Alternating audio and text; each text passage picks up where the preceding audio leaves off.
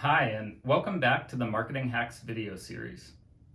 In this video, we'll look at organizing your content tree for successful personalization and A/B tests.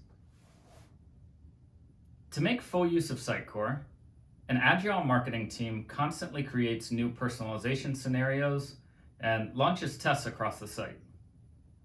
Between all of these A/B tests and personalization that's running, there can be hundreds of different experiences or permutations of pages and content. Since organizing all of your content data sources for each component can become challenging, SBOS recommends using this approach throughout the site tree.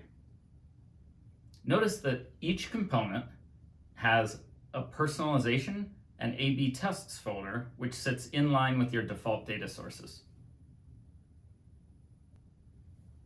Each data source follows the same naming convention: segment name and then component name. Here you've got the promo sound interest pattern and promo gym campaign data sources that are prepared for personalization. This allows content authors to easily publish all of their personalized data sources at once or locate their optimization variants. Let's look at how to set this up. First, navigate to your data source repository. Next, expand the item which contains your default data sources. In this case, it's promos. Insert two new folders. You can name them A/B tests and personalization.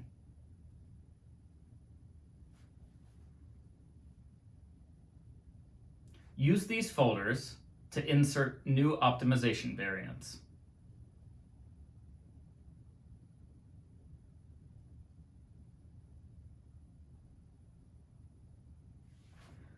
All right, I want to thank Tim Alhanius, one of the Sitecore MVPs. Discussion at Symposium in 2017 led to this marketing hack. But thanks for watching, and check out other related videos in this series. You can also visit sitecore.com/SBOS to learn more.